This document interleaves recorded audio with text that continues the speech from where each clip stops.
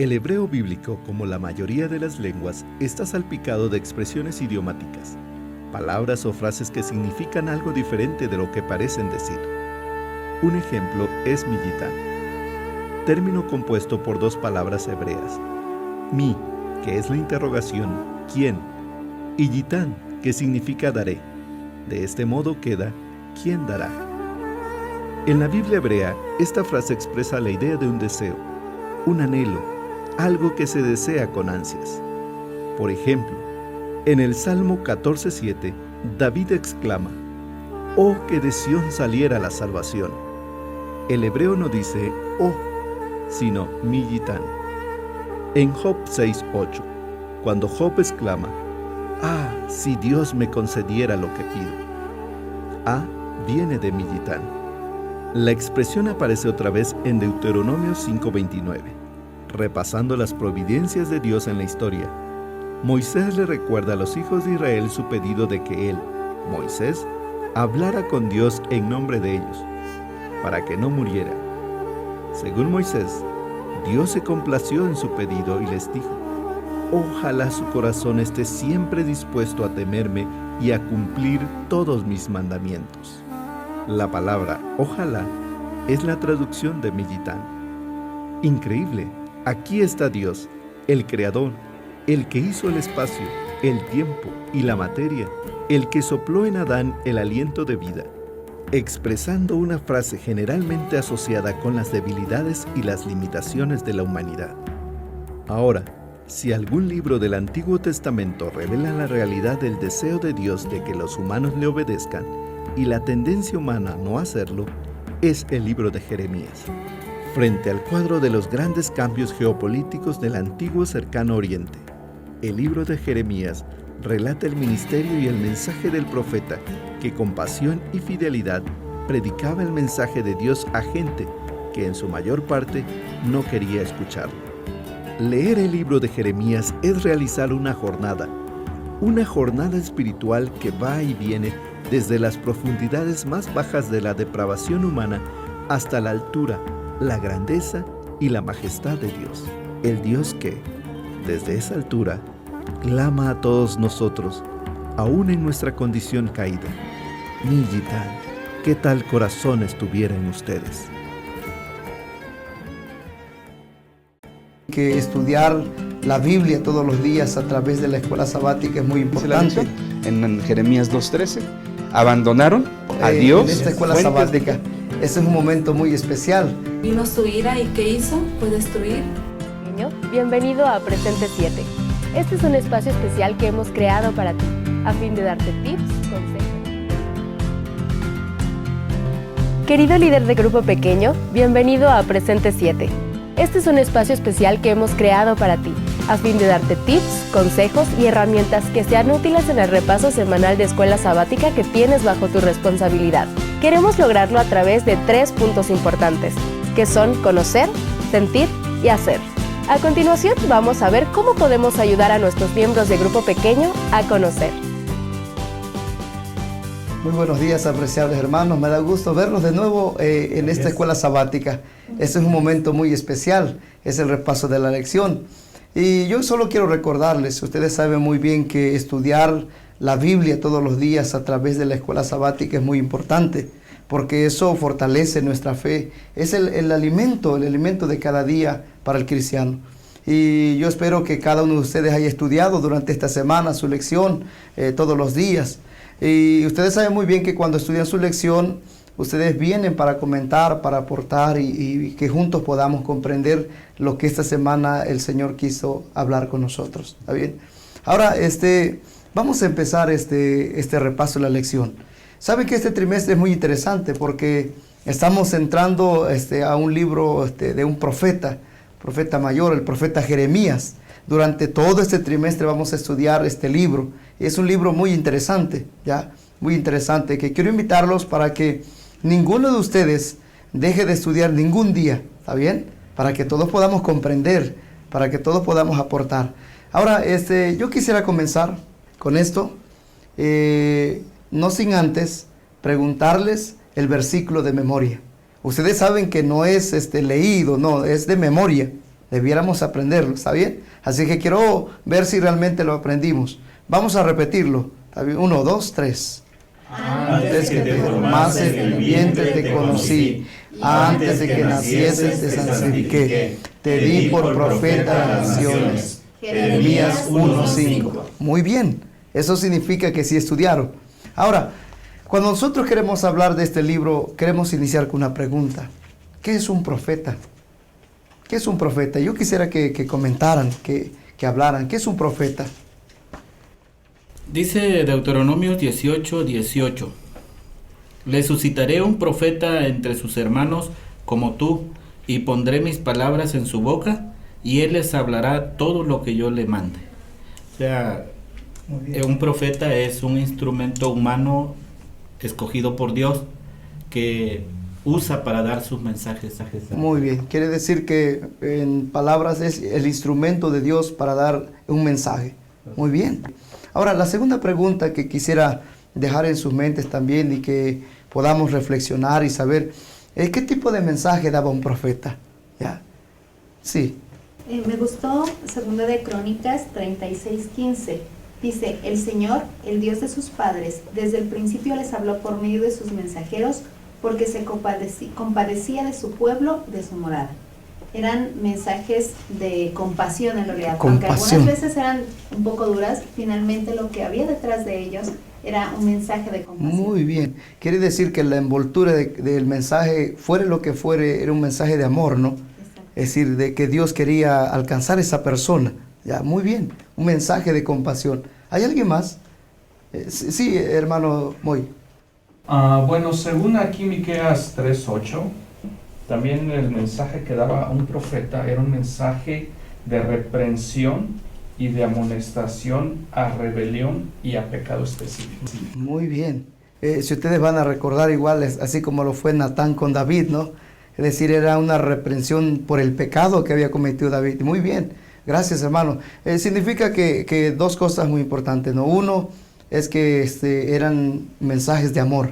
Dios tenía compasión por querer salvar a la persona, ¿no? Y otro es que también eran mensajes de reprensión, porque quería volver a la persona del mal camino que estaba yendo. ¿Está bien? ¿Alguien más? Sí, es interesante lo que dice Ezequiel 18:21, dice, pero si el impío se aparta de todos sus pecados, guarda todas mis ordenanzas y obra juicio y justicia, de cierto vivirá y no morirá. Y el 23 dice, ¿acaso me complazco yo en la muerte del impío? Dice el Señor, ¿no vivirá si se apartara de sus caminos?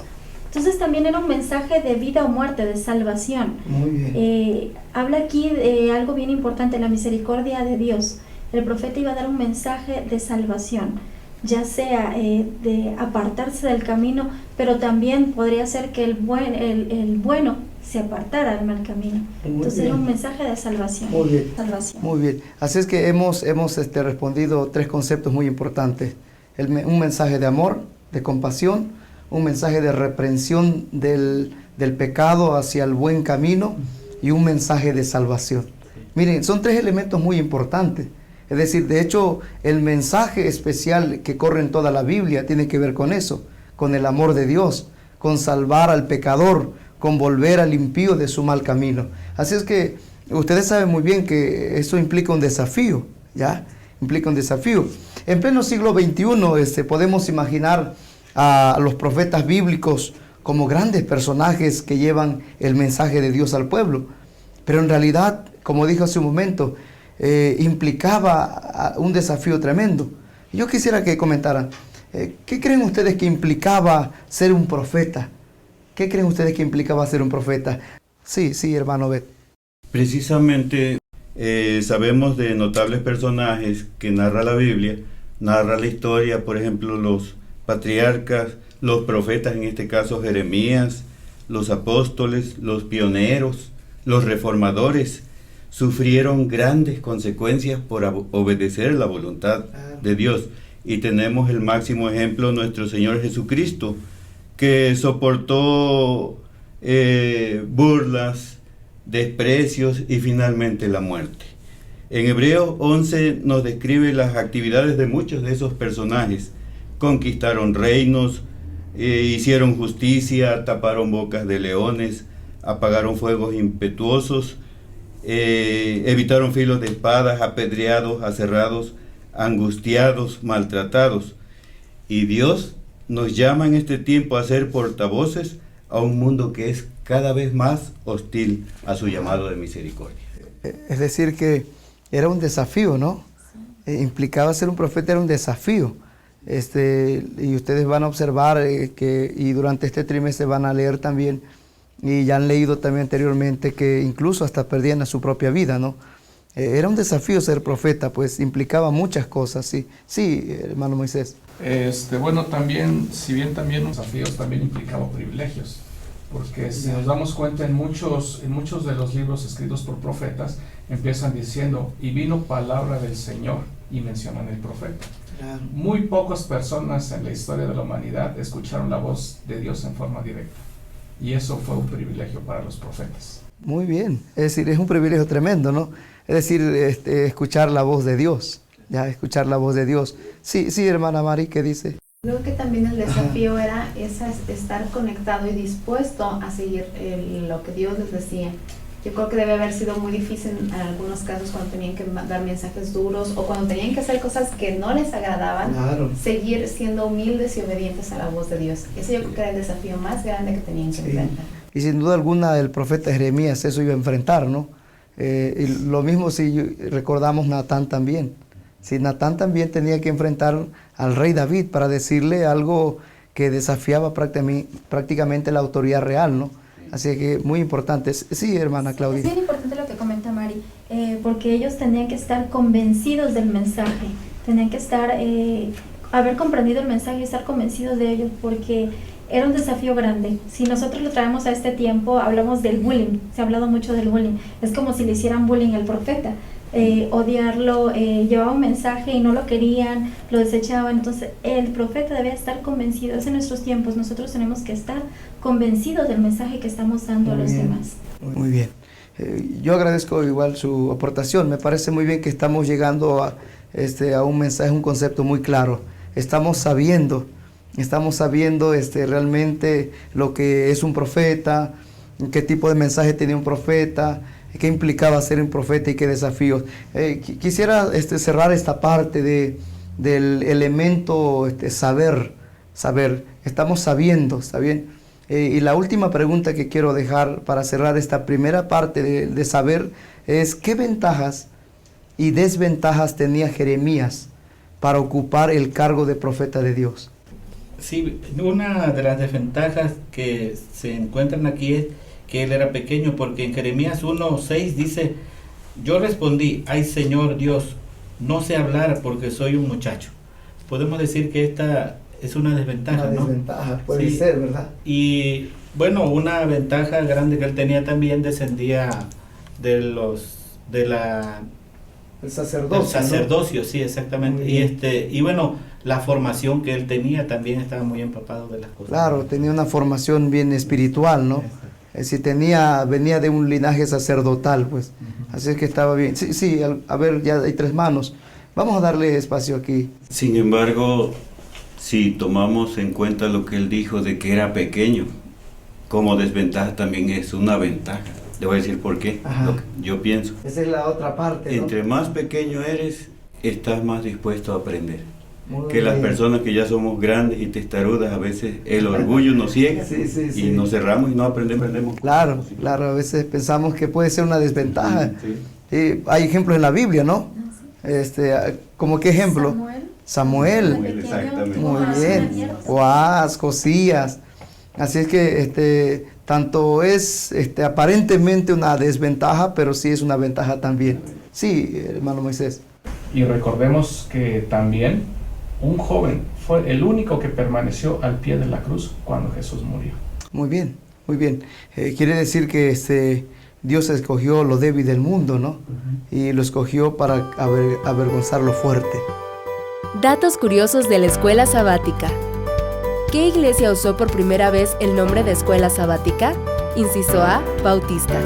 Inciso B, luteranos. Inciso C, metodistas. Inciso D, unitarios. En nuestra sección Conocer aprendimos que podemos preguntar: ¿qué es un profeta? ¿Qué tipo de mensajes daba un profeta? En el siglo XXI podemos imaginar a los profetas bíblicos como grandes personajes que llevaban el mensaje de Dios al pueblo. Pero en realidad, ¿qué implica ser un profeta? ¿Qué desafíos deben enfrentar? ¿Qué ventajas y desventajas tenía Jeremías para ocupar el cargo de profeta de Dios?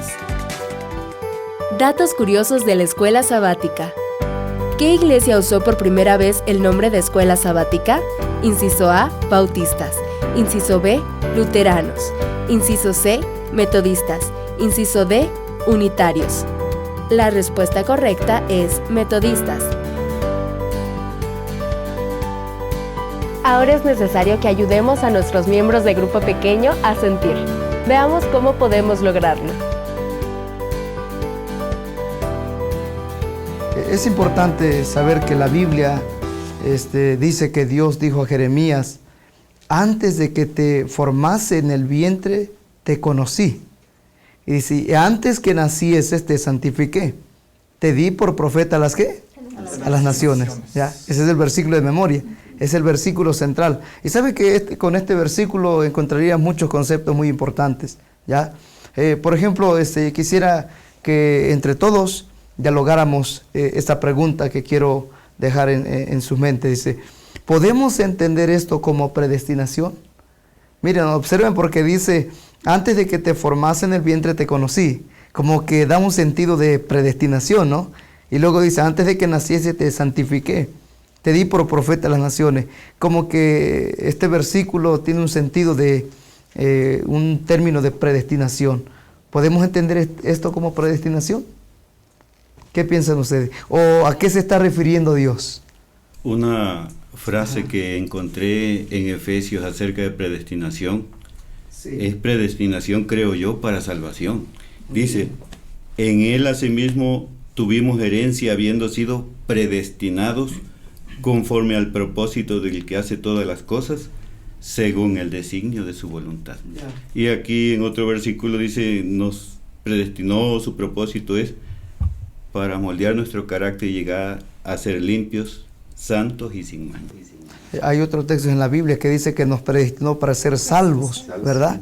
Es decir, que el concepto de predestinación no es lo que quiere decir este versículo, sino que se refiere a que Dios nos conoce. Dios tiene un plan para nosotros. Es decir, que el plan que de esa palabra predestinación es porque nos predestinó para ser salvos. Ya, es un plan de salvación. No tiene que ver más como una persona en su designio, ¿no? Muy bien, muy bien. Ahora, ¿es válido tener dudas del llamado de Dios? ¿Qué piensan ustedes? Sí. Creo que es bonito cuando nos damos cuenta que los profetas, los santos hombres de Dios, también tuvieron ese tipo de dudas. Claro. Jeremías sintió temor tal vez delante del desafío que se le presentaba y se los expresó a Dios. Y encontramos así en muchas partes de la Biblia a hombres que incluso cuestionaron a Dios y le preguntaron y le dijeron, le propusieron un plan alternativo, como Abraham o como Moisés, que dijeron: ¿y si le hacemos así? ¿Y si no lo hacemos así?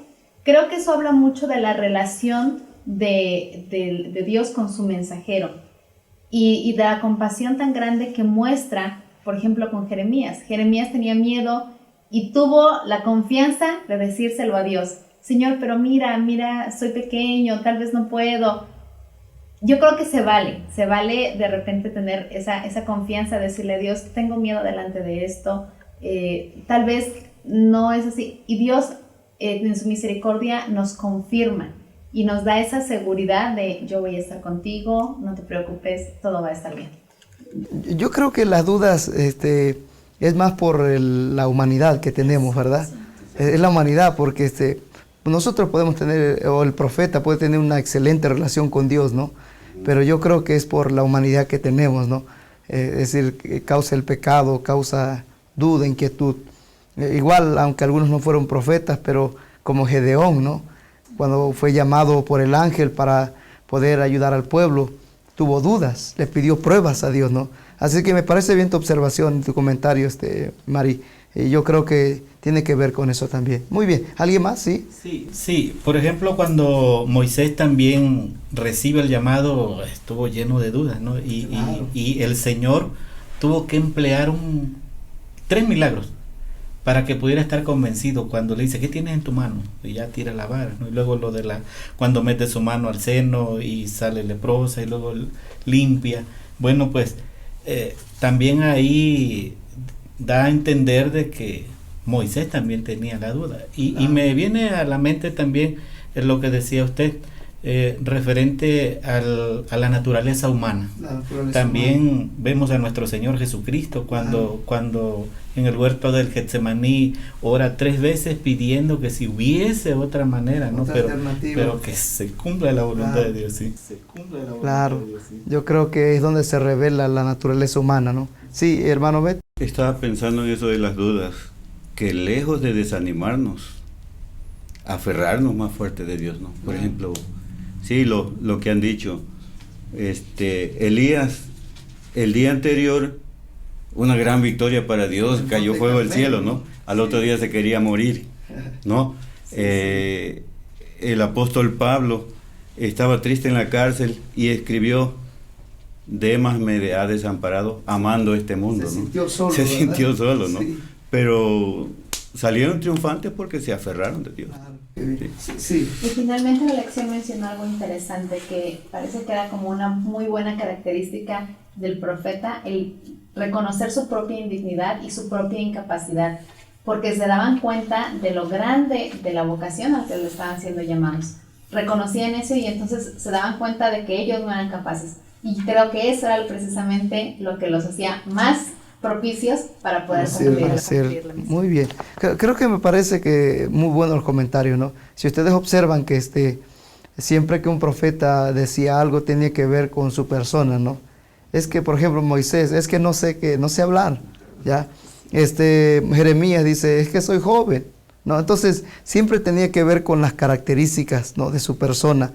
Lamentablemente, la debilidad de uno, eso es lo que causa, ¿no?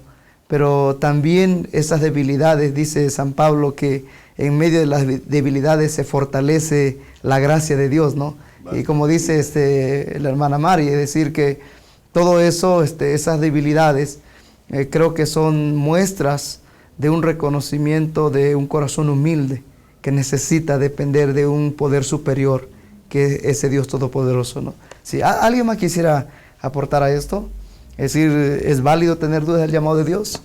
Sí. Sí, es muy válido y sin embargo también tiene un límite. Recordemos nuevamente el caso de Moisés, cuando volvió a insistir después de toda la evidencia que Dios le dio, y volvió a insistir en que no podía hacer esa tarea. Dios se molestó. Entonces, debemos de tener cuidado también hasta dónde nos pueden llevar nuestras dudas. Pueden llevarnos hasta una molestia con Dios. Entonces tiene que ver también con eso, ¿no? El límite. Es decir, Dios también ve nuestras debilidades, pero también quiere su disposición. Es decir, no puedo hacerlo, Señor, pero si tú me vas a capacitar, yo estoy listo. En nuestra sección Sentir, aprendimos que podemos preguntar. La Biblia dice que Dios dijo a Jeremías, antes que te formase en el vientre, te conocí, y antes que nacieses, te santifiqué. Te di por profeta a las naciones. ¿Podemos entender esto como predestinación? ¿O a qué se estaba refiriendo Dios? ¿Es válido tener dudas del llamado de Dios? Tips para el repaso de escuela sabática. Como líder de grupo pequeño, no puedes olvidarte de dar un alegre saludo a todos los presentes, sean miembros o no del grupo pequeño. Puedes preguntar, ¿cómo estás? Si alguien no ha asistido al grupo pequeño o no ha estudiado la lección, no lo reprendas. Invítalo a asistir a las reuniones y mantenerse activo en la devoción personal. Ya hemos logrado que nuestros miembros conozcan y sientan, pero todo eso en vano si no logramos llevarlos a la acción. Por eso nuestro último punto es hacer. Ahora pensemos más en nuestra vida personal, en nuestra vida cristiana. Pensemos algo ya más propio, que eso es lo que nos interesa, ¿está bien? Ya conocimos en forma bíblica lo que fue Jeremías, de manera introductoria. Ahora vamos a lo práctico, porque eso es lo que interesa. Ustedes necesitan esta semana realmente practicar lo que hemos aprendido del profeta Jeremías. Por ejemplo, yo tengo una pregunta que quisiera que pensáramos bien, reflexionáramos y lo aplicáramos a nuestra vida. Aplíquenlo a su vida personal, a su vida cristiana. La pregunta es, ¿cómo puedes desarrollar la disciplina espiritual de escuchar a Dios cada día? Para mí es importante relacionar la palabra disciplina con humildad. Es bien importante una disciplina, pero es bien importante también que la relacionemos con la humildad. Para que nosotros podamos escuchar, debemos de estar desechados del yo. Tenemos que desecharnos del yo para poder escuchar la voz de Dios. Creo que es el primer paso. Y después, precisamente, disciplina. Daniel dice que oraba 3 veces al día. Era ya una disciplina, no era un día así, el sábado solamente o el domingo, sino que dice que oraba todos los días a tales horas. Nosotros debemos tener también disciplina como cristianos. Somos maleducados, por así decirlo, cristianamente. No tenemos una disciplina. Oramos por la mañana y oramos corriendo, porque se nos hace tarde. No esperamos ese tiempo después de la oración que clamamos a Dios. Decimos que Dios nos habla a través de su palabra, pero también nos habla a través de nuestros pensamientos. Después de que yo clamo a Dios, ¿qué tanto espero para escuchar su voz? Para que Él me hable. A lo mejor yo hago una oración muy rápida porque tengo que entrar a la oficina a trabajar y me paro, así como me arrodillé, me paro y me voy. Debo de tener disciplina también para escuchar la voz de Dios. Y fíjense que a veces pensamos que la disciplina espiritual de escuchar la voz de Dios pareciera ser que depende de las circunstancias, pero no, ¿verdad? Por eso se llama disciplina. En la vida devocional, en la vida espiritual de escuchar la voz de Dios, yo creo que no depende de las emociones, ni de las circunstancias. Si hoy estoy bien, mañana no. Tengo problemas, no tengo problemas. Y eso es, como dice la pregunta, es una disciplina. Ya, una disciplina. Sí, ¿alguien más? Dice ahí desarrollar la disciplina. No, la disciplina no llega por obra de la casualidad. Es como un hábito, ¿verdad? Exacto. Es como un hábito. Sí, se necesita desarrollar. Para desarrollar algo hay que practicarlo. Hay me lo ven por ahí, un dicho común, ¿no? Que dice, la práctica hace al maestro. Claro. Entonces, quizá en el trajín de nuestra vida estemos muy ocupados, tanto como la iglesia, nuestro trabajo. Hay que apartar un tiempo que uno sepa que ese tiempo le pertenece al Señor. Ya. Y aunque tengamos muchísima prisa o muchísimo trabajo o estemos atrasados, el tiempo de Dios sea el tiempo de Dios. Y al empezar a practicar, vamos a llegar al momento que necesitamos eso. O sea, no podemos salir, ¿no? Cuando estamos acostumbrados a orar y salimos a la calle sentimos que vamos desprotegidos. No nos podemos ir así. Cuando hablamos al Señor, hacemos toda la lista de las cosas que necesitamos y queremos y ahí nos vemos. Y el Señor puede decir, espérate, te voy a contestar. Sí, me parece bien, ¿no? Importante eso. Yo creo que esto es como la vida normal, la vida diaria. Ustedes recuerdan que incluso podemos reconocer a una persona aún con los ojos cerrados por la voz, ¿ya? Pero lo reconoceremos si ya muchas veces lo hemos, ¿qué? Escuchado. Esto es también metafóricamente como el pastor con las ovejas, ¿no? Es decir, si hay un rebaño y le ponen un nuevo pastor, no lo va a reconocer inmediatamente, sino que todos los días el pastor tiene que buscar una forma de que las ovejas le reconozcan su voz, ¿no? Yo creo que eso es muy importante. Pero ahora piensen de manera práctica. No me contesten con conceptos generales, objetivos, no. Contéstenme en la vida práctica. ¿Qué creen ustedes que puede impedirnos hacer lo que Dios nos llama a hacer? Yo creo que lo que nos detiene a hacer lo que Dios nos pide son los mismos impedimentos, son las mismas situaciones que tuvieron los profetas de la antigüedad. ¿Cómo qué? Como por ejemplo la misma duda que ya hemos platicado. La duda. El temor de cumplir una responsabilidad, el no sentirse capaz de hacer las cosas. Los hombres, la naturaleza humana no ha cambiado mucho en ese sentido de la fecha de hoy a miles de años para atrás. Seguimos teniendo esa debilidad de duda, de incapacidad, de baja estima, que no podemos. son los principales, considero yo, las principales piedras que nos impiden avanzar en lo que Dios nos pide hacer. Yo creo que habría muchas cosas que pueden impedirnos, pero yo quiero invitarlos, hermanos del grupo pequeño, quiero invitarlos para que vayamos a nuestras casas pensando bien. Ustedes reflexionen. También de manera personal. Mari, ¿qué te impide no hacer lo que Dios quiere que hagas? Hermano Elías, ¿qué te impide hacer que lo que Dios quiere que hagas? Pensemos, Claudia, Obed, Moisés, ya llevemos a la práctica. Quiero invitarlos esta semana para que cada día que se levanten piensen, ¿qué creen que me está impidiendo? Me está robando mucho tiempo. No tengo tiempo para escuchar a Dios, no tengo tiempo para servir a Dios, para hacer lo que realmente Dios quiere que haga. En la sección Hacer, aprendimos que podemos preguntar: ¿cómo puedes desarrollar la disciplina espiritual de escuchar a Dios cada día? ¿Qué cosas en tu vida pueden impedir que hagas lo que Dios te ha llamado a hacer? Con estos 3 puntos, conocer, sentir y hacer, estamos seguros que nuestros miembros de Grupo Pequeño tendrán ideas claras y prácticas sobre la lección de esta semana. Esperamos que esta información haya sido muy útil para ti. Recuerda mantenerte presente 7. Que estudiar la Biblia todos los días a través de la escuela sabática es muy importante. En Jeremías 2:13, abandonaron a Dios. En esta escuela sabática, ese es un momento muy especial. Vino su ira y ¿qué hizo? Fue destruir. Bienvenido a Presente 7. Este es un espacio especial que hemos creado para ti, a fin de darte tips, consejos.